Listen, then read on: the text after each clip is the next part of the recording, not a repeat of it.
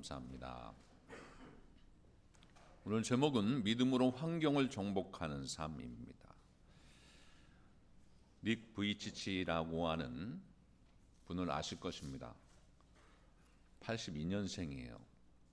선천성 사직 결석증이라고 하는 병을 가지고 태어납니다. 몸은 있는데 머리도 있는데 팔과 다리가 없어요. 간신히 발가락처럼 생긴 두 개가 있습니다. 근데 그는 호주 출신의 동기부여 연설가이자 작가입니다. 그러면서 사지 없는 삶이라고 하는 재단을 설립해서 거기에 회장으로 있어요. 역공 속에서, 그런 어려움 속에서 희망과 소망의 메시지를 주는 일을 참 많이 합니다. 그래서 매스컴을 통해서 또 간증을 통해서 많은 위로를 주고 힘을 얻게 하는 사역을 지금도 하고 있습니다. 닉 비치치가 팔 다리가 없이 태어났을 때에 그 절망이 얼마나 컸겠어요. 어렸을 땐 몰랐지만 자라나면서 놀림을 당하고 똑같은 아이들과 같이 뛰어놀 수도 없는 그런 상황 속을 바라보면서 8살에 자살을 결심합니다. 8살에 아이가. 근데 그것을 부모님을 통해 가지고 잘 이겨내요. 그러면서 이 두 발가락처럼 생긴 것을 가지고 연필을 잡고 글씨를 씁니다. 팔다리가 없음에도 불구하고 발가락처럼 생긴 걸 가지고 수영장에 가서 수영을 배워요. 참 그 부모도 참 대단해요. 그렇게 가르칩니다. 잘해요. 몸을 움직이면서. 그러면서 전 세계에 감동을 줍니다. 그가 하는 말이 뭐라고 하냐면, 없는 것보다 있는 것 때문에 나는 감사하다. 있는 것이 뭘까요? 팔다리가 없는데 발가락처럼 작은 그걸 가지고 감사하다는 거예요. 감사하다. 자신의 인생이 넘어지고 다시 일어설 수 있어서, 넘어지고 자빠지지만 다시 일어설 수 있어서 감사하다, 이렇게 간증을 하며 다닙니다. 그러면서 도전 정신을 주고 많은 사람들에게 영향을 주고 힘을 얻게 해줍니다. 아내와의 사이에서 자녀도 낳았어요. 자녀도 낳고 아주 행복하게 지금 살고 있습니다. 그러면서 장애가 인생의 장애물이 될 수 없음을 누구보다도 아주 잘 설명을 하고 그렇게 살아가는 위대한 인물이 있습니다. 여러분, 환경을 이기고 다스리느냐? 그렇지 않고 환경의 지배를 받아서 환경이라고 하는 파도에 휩쓸려서 우리가 살아가야 되는가? 라고 할 때가 있습니다. 근데 여러분, 하나님께서 우리를 환경을 주신 것은 정복하고 다스리라고 주신 줄 믿습니다. 어떤 환경이든지 그것을 뛰어넘는 디딤돌로 삼아가지고 이겨내게 하시고 승리하게 하시는 그 믿음을 이미 우리에게 주셨어요. 그래서 여러분, 우리가 이 믿음을 가지고 환경을 정복하는 삶을 날마다 우리가 살아가야 될 줄로 믿습니다. 그러면 우리가 날마다 믿음, 그런데 이 믿음이 뭔가? 라고 하는 것이 오늘 말씀 속에 나옵니다. 믿음이 무언가? 성경은 믿음이 어떤 것인가를 가르쳐 주냐면 예수님의 주권적인 섭리를 온전히 의지하는 것이 믿음이다 말씀합니다. 전능하신 하나님 예수님이 나의 모든 것을 아시고 계획하시고 인도하여 주신다는 것을 믿고 따라가는 거예요. 어떤 환경 속에서도 하나님의 그 배려와 돌봄이 우리 가운데 있음을 알고 환경의 지배를 받는 것이 아니라 어떤 환경 속에서도 주님이 나를 지키시고 인도하신다라고 하는 확신을 가지고 담대하게 살아가는 거예요.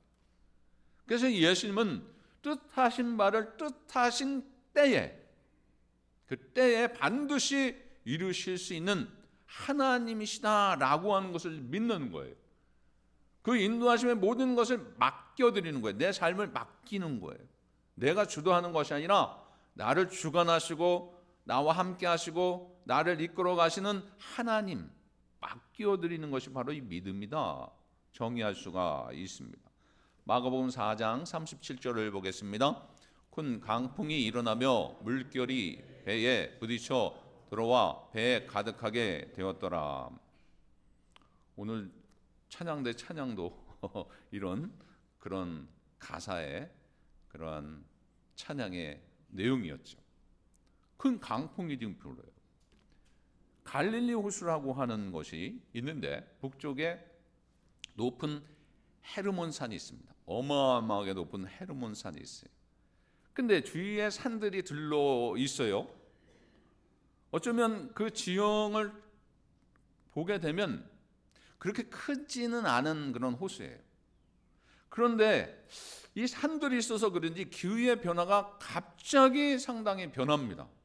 막 돌풍이 일어나고 비바람이 치고 그런 갈릴리 호수를 건너는 가운데 광풍이 일어나서 광풍은 큰 풍랑입니다.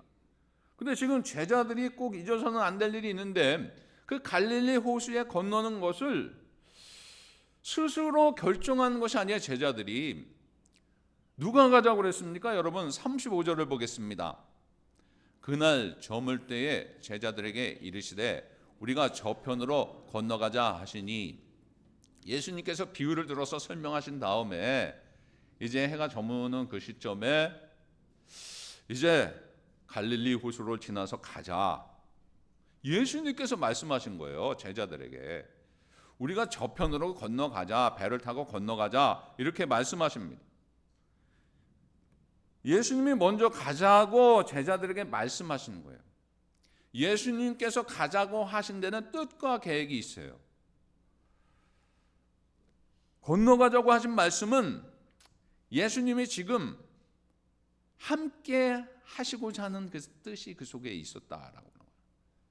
제자들은 배 안에서 지금 상상해 보십시오. 예수님을 모시고 가요. 가자고 해서 제자들은 떠납니다. 어쩌면 그리스도의 모습이 이런 모습이 아닌가 생각해 봐요. 그 삶 속에서 배를 타고 호수를 건너가는 것처럼 우리들도 주님과 함께 배를 타고 갑니다. 가고 있는 거예요, 지금. 우리 만나교회의 이 배를 타고 지금 가고 있어요. 같은 배를 타고 지금 가고 있어요. 가는데 여러분 목적지가 있죠. 배가 목적지 없이 안 가는 게 없죠. 다 목적지가 있어서 출발했으면 목적지가 있어요. 그 가야 돼요. 호수를 건너 가야 되는 목적지를 분명하게 주었어요.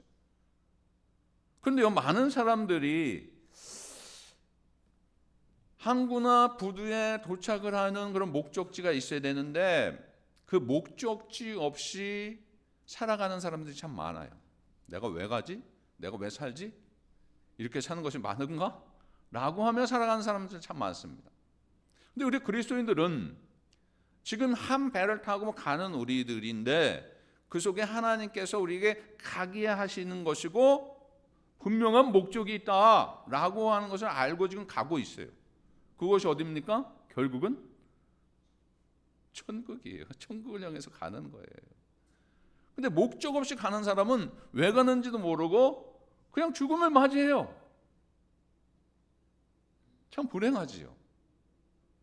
우리는 예수님과 함께 가기 때문에 이 만나교회에 배를 타고 같이 가는 것, 이것이 얼마나 복된 그 배 안에 있는 것인 줄 믿으시기 바랍니다. 그런데 배를 타고 가는 가정도 여러분 목적도 중요하지만 가정도 중요한 거예요. 지금 가정 속에 얘기를 하려고 그러는 거예요. 예기치 못한 지금 강풍이 일어나요. 여러분 예수님과 함께 가는데 왜 강풍이 일어나요? 예수님과 함께 가는데 왜 어려움이 오는 거예요 지금? 아니 예수님이면 강풍도 안 일어나고 예수님과 함께 가면 평안하고 잔잔한 물가에 아무 어려움도 없이 가야 되는데, 예수님과 함께 가는데, 목적을 향해서 가는데 지금 광풍이 일어나가지고 지금 막 어지럽고 뭐 어떻게 할지를 모르고 부딪혀가지고 물에 막 배에 물이 막 차가 올라오고 퍼내고 막 그러는 상황 속에 있어요. 예수님과 함께 가는데 왜 그럴까요? 예수님과 함께 가는데도 크고 작은 일들이 일어납니다. 예수님이 내 인생의 배안에 계시는데도 불구하고 여러분, 광풍이 몰아칠 때가 있어요. 신앙생활 잘하는데도 불구하고, 믿음으로 살아가는데도, 말씀에 순종하고 기도하며 가는데도 광풍이 일어날 수 있어요. 그걸 우리에게 알려주시는 거예요. 일터에서, 가정에서, 직장에서, 공동체에서 어려움이 있을 수 있어요. 여러분들 개인마다 어려움이 있을 수 있어요. 여러분, 죄를 지었기 때문입니까? 여러분, 지금 제자들이 무슨 잘못을 했어요 지금요? 그냥 가자고 그래서 가는 거예요. 그런데 지금 그런 상황이 있는 거예요. 믿음으로 살아가려고 최선을 다하는데 왜 이런 일이 일어날까? 여러분, 그렇게 생각해 본 적 없습니까? 혼란이 일어나지요. 우리의 인생에 그런 일들이 참 많아요. 이해하지 못하는. 여러분, 정상적으로 하루를 지내는 거, 이거 참된 은혜인 줄 믿습니다. 그럼에도 불구하고 정상적으로 살아가는데 어느 순간에 사고가 일어날 수 있어요. 어느 순간에 사건이 일어날 수 있어요. 제 아내도 예전에 교회에 있을 때 거기서 근처에서 이제 일을 마치고 가는데 갑자기 사고가 난 거예요. 그냥 신호를 지키고 가는데 스탑 사인을 안 하고 그냥 온 거예요. 그래가지고 그냥 전화를 받고 얼마나 놀랐는지, 소방차가 오고 어느 장로님이 저보다 더 빨리 오셔가지고 그 광경을 보고 막 그랬었어요. 근데 크게는 안 다쳐서 다행이었었는데, 하나님, 제가 목사고 목회사역 열심히 하려고 하는데 왜 제 아내가 그런 일이 생깁니까?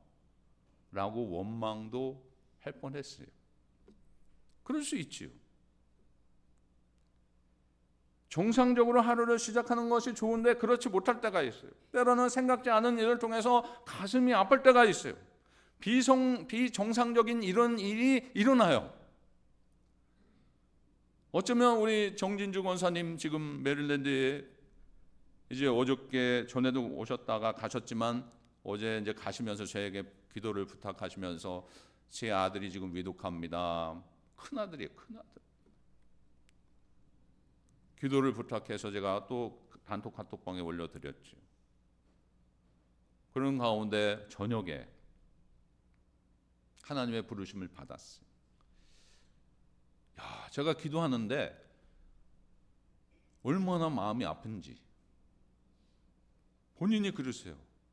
하나님의 뜻을 어떻게 우리가 이해할 수 있습니까? 하나님이 인도하신 대로 우리는 따라가야죠. 그렇게 말씀해 주시는 거예요. 그러면서 제가 기도할 때, 하나님, 우리 권사님 계신데 권사님보다 먼저 하나님 부르시는 이 아드님, 하나님의 뜻을 우리가 잘 이해할 수는 없지만 우리 권사님에게 큰 위로를 더하여 주시고 힘을 더하여 주옵소서.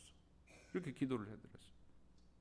어떻게 설명합니까? 내가 먼저 가야 되는데, 아마 권사님 그러실 거예요. 자식이 먼저 가니 얼마나 마음이 아프겠어요.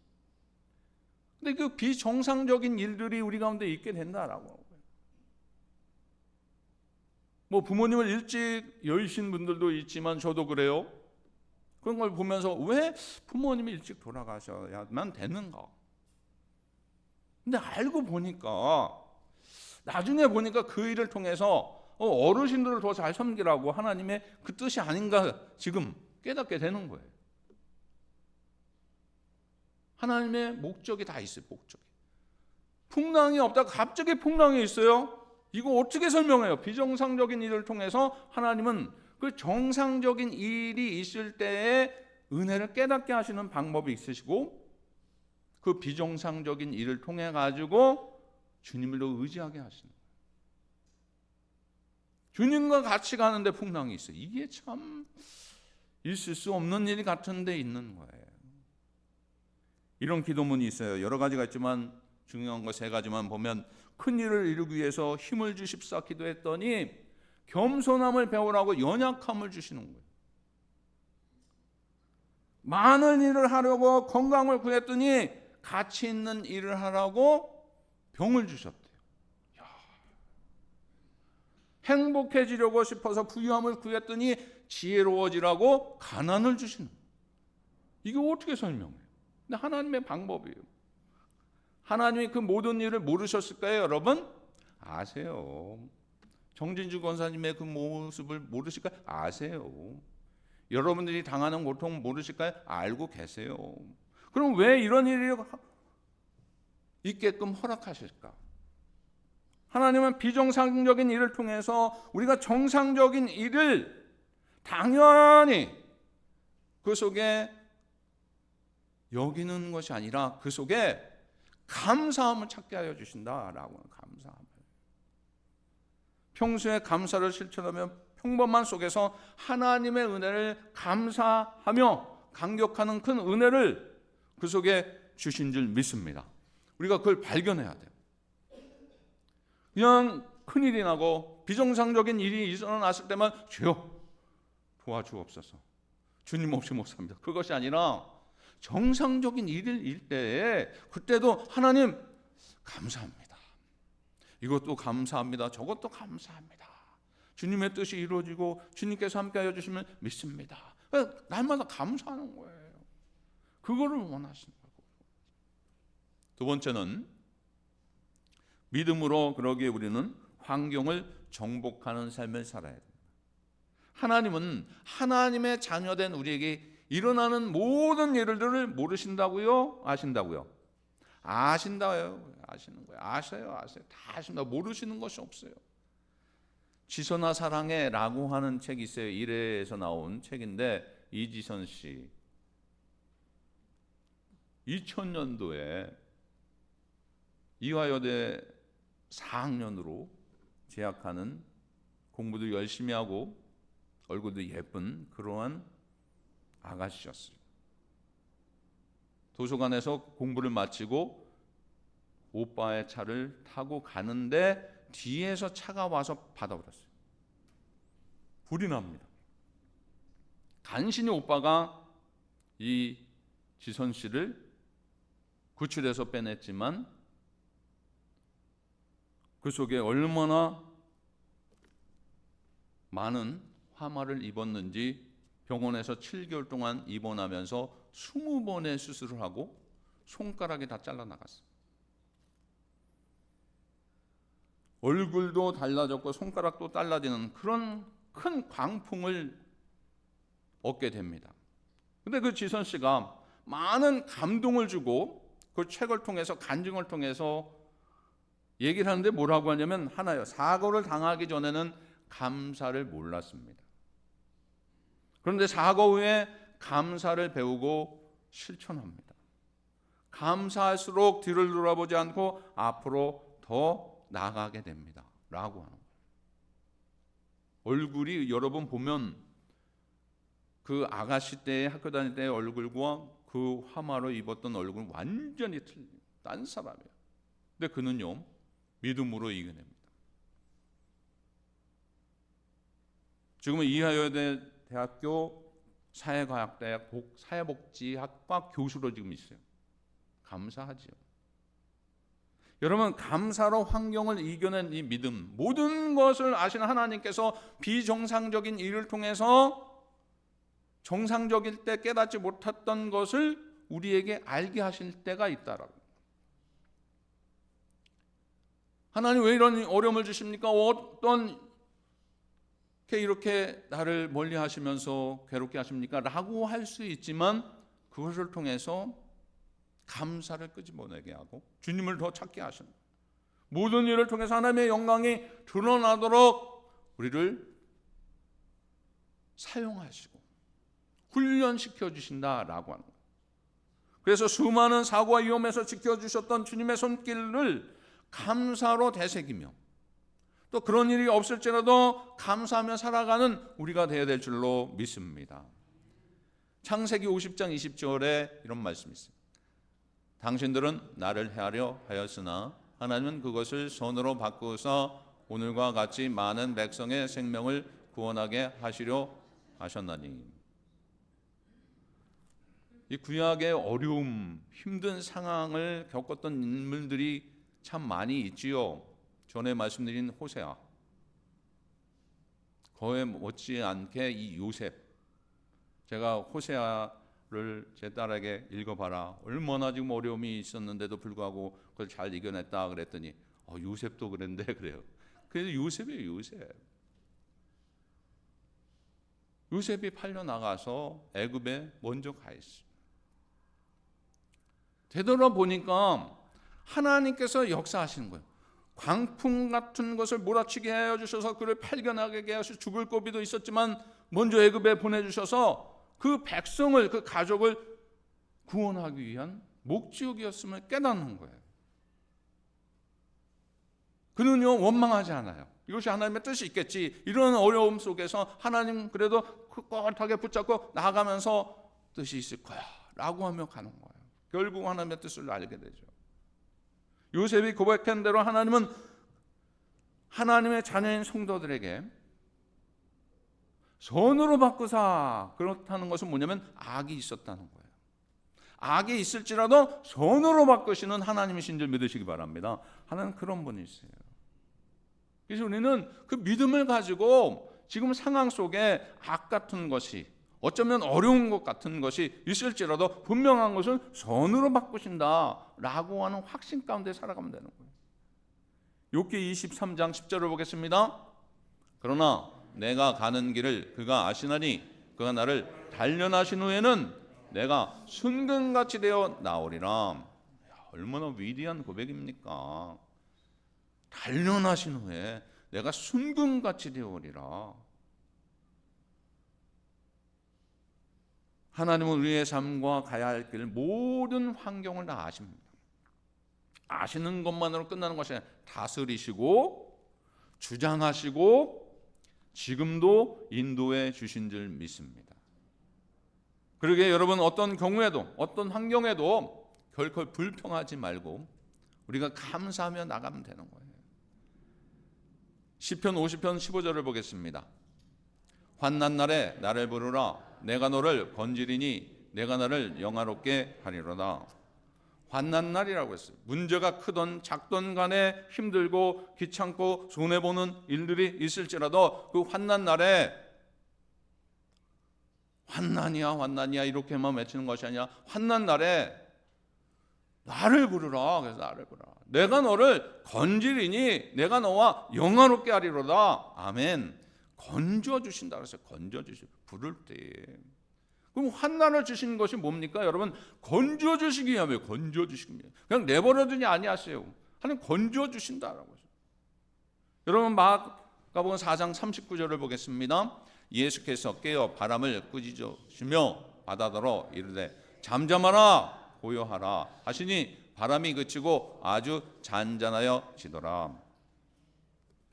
큰 강풍이 일어나가지고 물결이 배에 부딪혔을 때 배에 가득 찰 때 예수님이 38절에 고물에 가서 주무고 계셔요.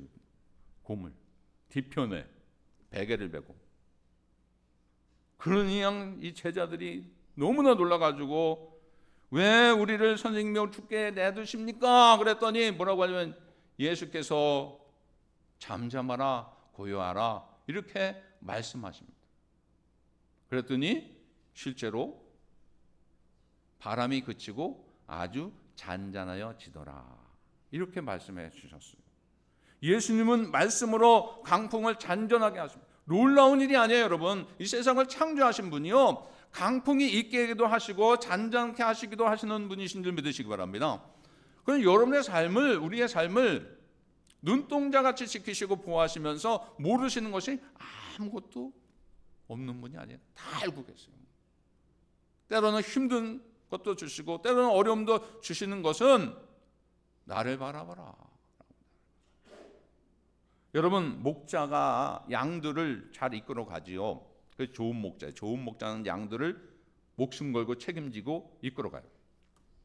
근데 양들을 이끌어갈 때 어떻게 하면 더 좋은 초정에 좋은 물가, 깨끗한 물가, 영양가 있는 것으로 이끌어갈까라고 하는 것이 목자의 마음이에요. 그게 진정한 참된 목자예요. 근데 목자가 이 양을 이끌어갈 때에 평탄하고 좋은 길만 있습니까?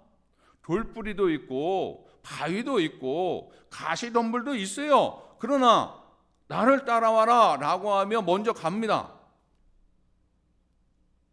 그 양들이 졸졸졸졸 쫓아가요. 때로는 가시에 찔리기도 하고 돌뿌리에 넘어가다가 발도 삘 때가 있어요. 그러나 목자만 따라가면 좋은 꼴이 있고 좋은 물이 있는 곳에 도착하는 거예요. 목자만 믿고 의지하고 따라갑니다. 지금 배 안에서 제자들이 그 광풍으로 힘들고 어려웠고 죽을 것 같은 그 고비 속에 있지만 주님이 바라시는 것은 뭐냐면 누우시는 이유가 뭐고 주무시는 이유가 뭐예요? 내가 모든 것을 다스리고 있다. 염려할 거 없다라고. 어떻게 잠이 옵니까? 그런 상황 속에. 근데 주님은 이 세상을 다스리고 자연을 다스리는 분입니다. 나만 믿어라 라고 하는, 나만 따라와라 라고 하는. 목자만 따라가면 되는 거예요. 목자만. 염려할 거 없어요. 그래서 여러분 요한복음 10장 10절에 이런 말씀을 주셨어요. 도둑이 오는 것은 도둑질하고 죽이고 멸망시키려는 것뿐이요 내가 온 것은 양으로 생명을 얻게 하고 더 풍성히 얻게 하려는 것이라. 아멘. 도둑이 오는 것은 도둑질로 하고 죽이는 거예요. 멸망시키는 거예요. 근데 예수님께서 오신 것은 생명을 얻게 하고 더 풍성하게 합니다.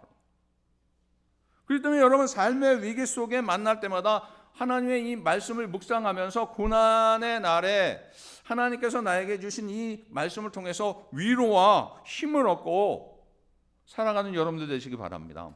사람의 위로는 일시적이에요. 그러나 하나님의 말씀은 영원한 줄 믿으시기 바랍니다. 그래서 이사야서 41장 10절에 우리가 잘 아는 말씀이에요. 다 같이요. 두려워하지 말라. 내가 너와 함께 함이라. 놀라지 말라. 나는 내 하나님이 됨이라. 내가 너를 굳세게 하리라. 참으로 너를 도와주리라. 참으로 나의 의로운 오른손으로 너를 붙들리라. 아멘. 의로운 오른손으로 붙들리라. 바람과 바다도 순종하게 하시는 하나님, 도우시는 하나님이신 줄 믿으시기를 바랍니다. 우리를 외면하시는 분이 아니에요. 마가복음 4장 41절을 보겠습니다. 그들이 심히 두려워하여 서로 말하되 그가 누구이기에 바람과 바다도 순종하는가 하였더라. 하나님은 하나님을 의지하는 자가 언제나 어디서나 도와주시는 분이신데 이걸 잘 몰랐던 거예요. 이제 알게 되었지요. 그러나 우리는 이미 알고 있어요. 하나님 누구신가? 바람과 바다도 순종하게 하는 자이시다. 풍랑이 있지만 여러분의 어려움이 있지만 그것도 잔잔케 하시는 분이시다. 믿으시기 바랍니다. 주님 그런 분이세요.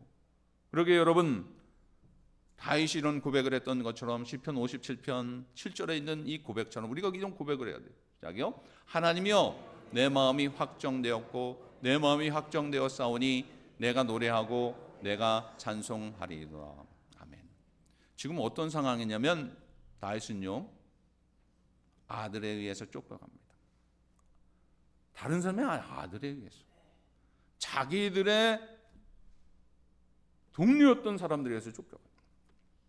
멀찌감치 그것도 어디에 동굴 속에서 쫓겨 있어서 거기서 원망하지 않고 내가 지금 이런 신생가라고 하지 않고 뭐라고 하냐면 내 마음이 확정되었고 몇 번 해요? 2번. 강조하기도 하지만 내 마음이다라고 해요. 내 마음이 확정되었고 내 마음이 확정되었사오니 내가 노래하고 내가 찬송하리로다. 지금 쫓겨 있고 동굴 속에 숨어 있고 나가면 죽을 수밖에 없는 그런 상황 속에 있지만 확정하였다. 내 마음이 내가 노래하고 찬송하리라. 왜냐하면 주님이 함께 하시기 때문에. 이런 강풍도 이런 어려움도 주님은 이겨내게 하실 것이고 나를 단련하여서 다시 회복시켜 주실 것이다. 비록 동굴에 숨어 있지만 하나님의 절대 주권을 믿고 살아간다. 여러분, 우리 절대 주권을 믿는 여러분들 되시기 바랍니다. 우리의 생각, 우리의 계획, 우리의 주권이 아니라 하나님의 절대 주권을 봐야 돼요. 다윗의 일생이 어떠한 성경을 통해서도 드러내는데, 그는요, 다윗은 성경의 사람들 중에 가장 은혜를 받고 복받은 사람 중에 한 명입니다. 근데 그 뒷면에는 가장 어려운 순간도 그 속에 있었다. 그 모든 동굴의 고난의 영광을 바꿔주시면서 찬송과 기도로 하게 하여 주셨습니다. 신실하신 하나님을 바라보고 믿고 나아갈 때 이런 고백이 일어나는 거예요. 시편 57편 2절을 보겠습니다. 내가 지존하신 하나님께 부르짖으며 곧 나를 위하여 모든 것을 이루시는 하나님께로라. 아멘. 이루시는 하나님이심을 믿고 부르짖는 거예요. 풍랑도 잔잔케 하시고 우리의 강풍도 잔잔케 하여 주셔서 하나님의 뜻을 이루어지게 하여 주신 줄 믿고 부르짖음을 통해서 모든 것을 이루시는 하나님 앞에 날마다 간구하며 나가는 믿음의 동역자들이 되어야 될 줄로 믿습니다. 그러면 여러분, 어떤 환경일지라도 어떤 모습일지라도 정복할 수가 있어요. 근데 이게 내가 정복하는 게 아니라 이 믿음도 누가 주셔야 되는 거예요? 하나님이 주시는데, 하나님이 주신 그 믿음으로 환경을 정복하는 거예요. 내가 실은 정복하는 것이 아니라 주님이 정복하시는 거예요. 그걸 따라가면 되는 거예요. 따라가면 되는 거예요. 내가 하려니까 힘들어요. 여러분, 오늘 이 말씀을 통해서 풍랑을 만난 제자들, 동굴에 갇혀있는 다윗의 형편처럼 환경에 그런 처한 분이 혹이라도 있다면, 하나님은요, 동일한 하나님, 은혜의 국률의 하나님, 우리를 버리지 아니하신다라고. 하나님께서 하시는 모든 일은 매사에 결론적으로 목적이 있어요. 목적이. 다만 우리가 모를 뿐이에요. 모든 것에 그러기 때문에 여러분, 결론의 말씀으로 모든 것에 감사하면 되는 거예요. 감사. 더 나아가서 저를 쫓아 예수님을 의지합니다. 예수님의 약속은 언제나 신실합니다. 믿고 따라가는 거예요. 변함이 없어요. 매사에 목적을 두고 신실하게 이루어 가시는 하나님, 환경을 극복하게 하시는 하나님, 믿음으로 환경을 이기게 하시는 그 삶을 살게 하여 주시는 하나님, 그 하나님을 믿고 따라가는 여러분들 되시기 바랍니다. 마가복음 4장 40절을 보겠습니다. 이에 제자들에게 이르시되 어찌하여 이렇게 무서워하느냐? 너희가 어찌 믿음이 없느냐? 하시니, 다른 번역에는 아직도 어찌 믿음이 없느냐라고요. 이런 소리를 들으면 되겠습니까, 여러분? 주님은 누워 계시면서 이렇게 가시는데, 야, 너희는 아직도 믿음이 없냐? 나를 봐라야, 나를 봐. 어찌 믿음이 없느냐라고 하는 것이 아니라 어찌 그만한 믿음을 갖고 있느냐. 하나님 마음에 쏙 드는 우리가 되어야 될 줄로 믿습니다.